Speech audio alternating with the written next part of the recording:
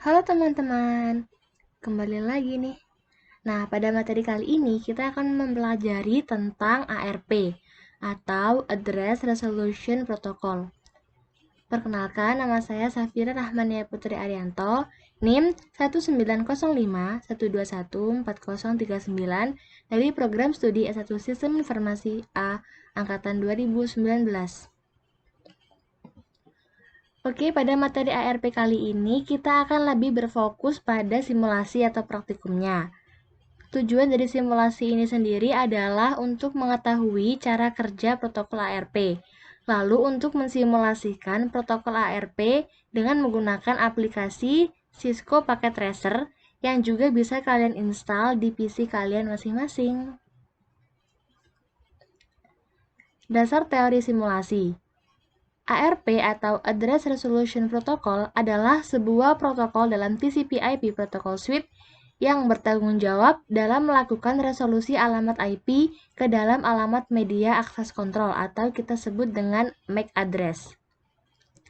Ketika sebuah aplikasi yang mendukung teknologi protokol jaringan TCP/IP mencoba untuk mengakses sebuah host TCP/IP dengan menggunakan alamat IP, maka alamat IP yang dimiliki oleh host yang dituju harus diterjemahkan terlebih dahulu ke dalam MAC address.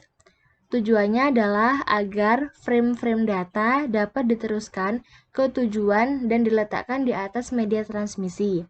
Media transmisi ini bisa berupa kabel, radio, ataupun cahaya.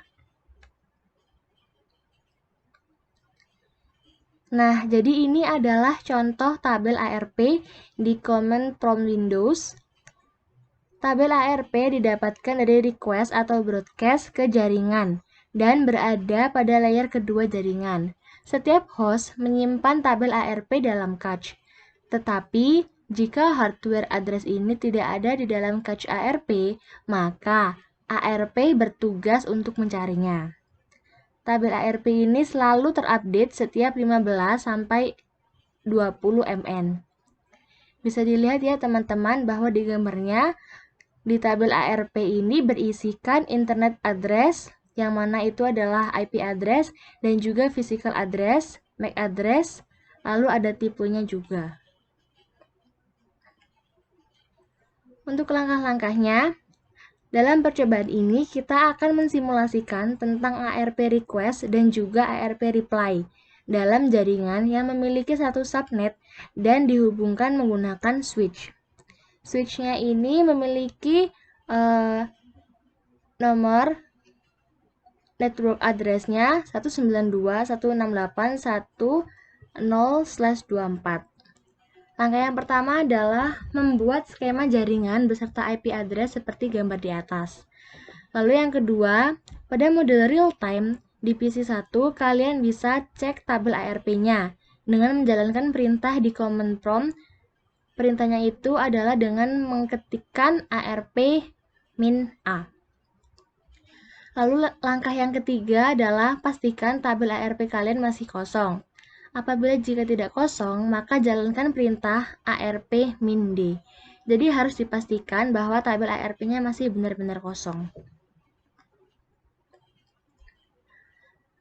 Lalu untuk langkah yang keempat, kalian masukkan ke mode simulation.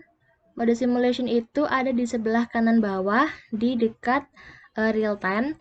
Lalu kalian pilih klik simulation, lalu pilih atau kalian buat simple PDU dari PC1 ke PC3. Lalu langkah yang keenam, filter event list menjadi show none dan edit filter dari IPv4 ke ARP. Untuk langkah yang ketujuh, jalankan simulation-nya secara bertahap dengan menekan tombol next dan amati setiap prosesnya, serta monitoring isi PDU OSI model dengan menekan gambar surat pada setiap step-nya. Langkah yang terakhir adalah jika proses ARP sudah komplit, maka kembalikan ke mode real time lagi dan cek kembali pada PC1 apakah ARP tabelnya sudah terisi dengan menjalankan perintah ARP -A. Oke, kita langsung saja menuju aplikasi Cisco Packet Tracer untuk mensimulasikan ARP. agar kalian bisa lebih mudah memahaminya. Oke teman-teman, jadi ini adalah tampilan utama dari Cisco Packet Tracer-nya. Langsung saja kita mulai. Untuk langkah yang pertama, kita akan membuat skema jaringan terlebih dahulu. Kita klik switch, lalu kita klik end device sebanyak 3 kali, karena kita membutuhkan 3 PC untuk simulasi ini.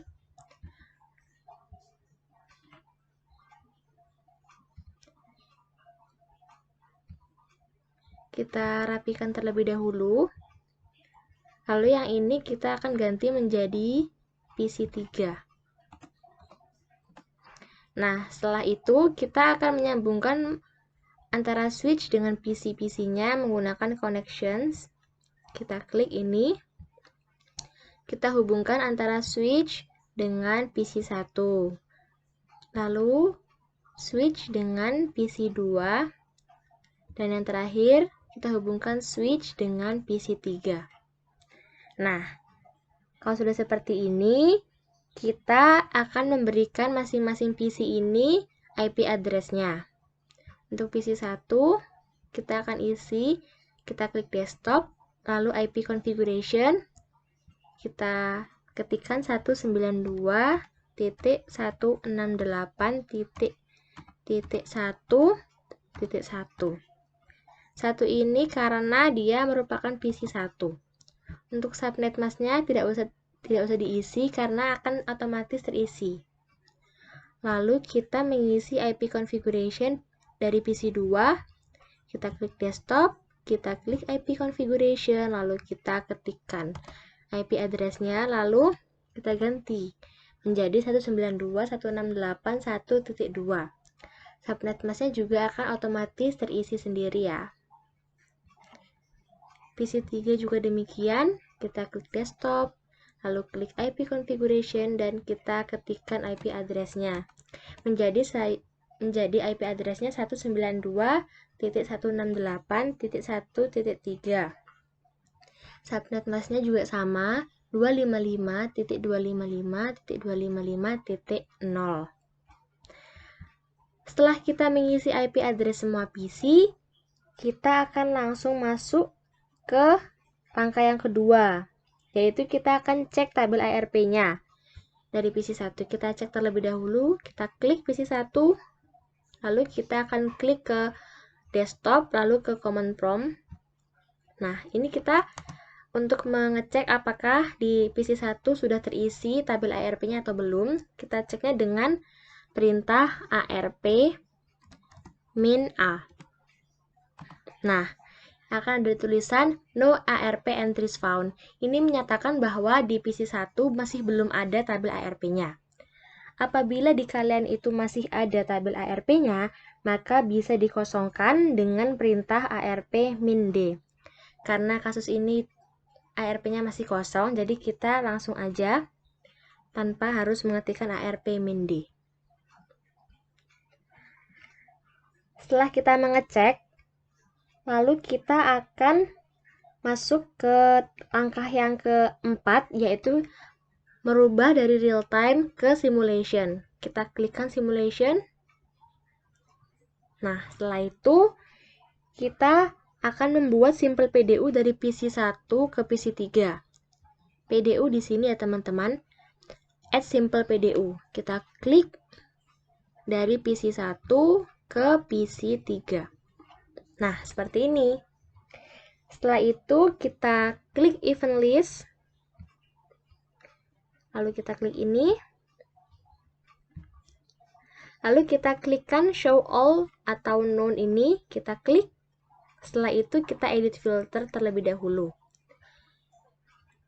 Dari IPv4 ke ARP. ARP saja teman-teman karena kita di simulasi ini hanya ingin melihat kerja dari ARP. Kita silang. Lalu setelah itu kita cek terlebih dahulu isi PDU-nya di PC 1 seperti apa. Nah, ini di PC 1, di outliers-nya akan ada isinya ini, menandakan bahwa PC1 ini akan membroadcast paket dari sumber PC1 yaitu IP-nya 192.168.1.1 menuju destinasi IP 192.168.1.3 yaitu PC3. Setelah itu kita akan mulai next. Nah, ini bisa dilihat ya teman-teman, mulai jalan dari PC1 ke switch. Lalu kita next lagi. Nah, paket tersebut akan dikirimkan ke semua PC, termasuk PC2 dan PC3. Tetapi PC2 ini terdapat gambar silang.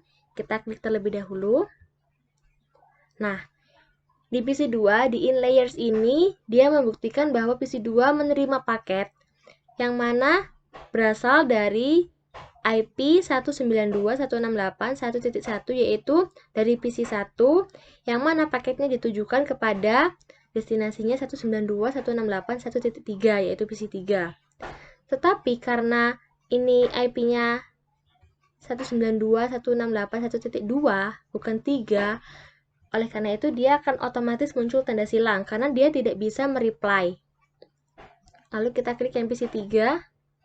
Nah, di sini juga in layersnya dia menerima broadcast, menerima paket dari PC1 ke PC3. Tetapi dia juga akan outliers-nya membuktikan bahwa dia juga akan mereply dari sumbernya 1.3 menuju destinasi 1.1 yaitu dia akan mereply ke PC1. Seperti itu. Kita silang. Lalu kita akan next ya teman-teman, kita lanjutkan. Nah, dari PC3 karena dia merupakan destinasinya, dia mengirimkan reply menuju switch. Lalu dari switch akan diteruskan ke PC1. Lalu akan ada tanda checklist hijau, itu membuktikan bahwa proses ARP-nya sudah komplit atau sudah selesai. Kita klik lagi untuk melihat perbedaannya. Nah, jadi PC1 ini in layers bahwa dia menerima dari IP 192.168.1.3 yaitu PC3 menuju destinasi IP 192.168.1.1 yaitu merupakan PC1. Dia menerima bahwa dengan MAC address atau media access control address-nya ini 00D0.973C.3E28. Jadi ini adalah MAC address-nya. Setelah proses ARP ini sudah checklist atau sudah komplit, kita akan kembalikan ke mode real time. Kita silang terlebih dahulu, kita akan mengubah simulasi ke real time ya teman-teman. Kita klik real time. Nah, ini sudah real time. Lalu kita cek apakah di PC1 sudah ada ARP tabelnya atau belum. Kita cek PC1, kita klik. Kita cek di command prompt, desktop di command prompt.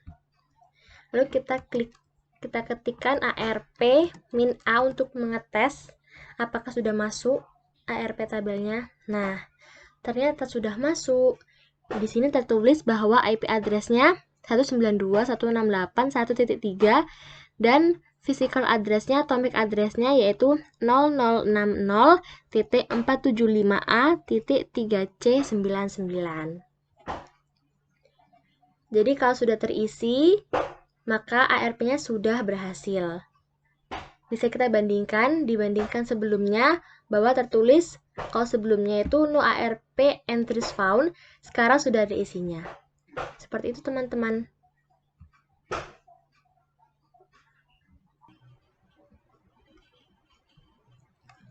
Oke teman-teman, sekian penjelasan saya tentang ARP atau Address Resolution Protocol ini. Semoga simulasi dan praktikum yang sudah saya jelaskan di video ini bisa mudah dipahami dan juga bermanfaat untuk kita semua. Sampai jumpa, sampai bertemu di video selanjutnya.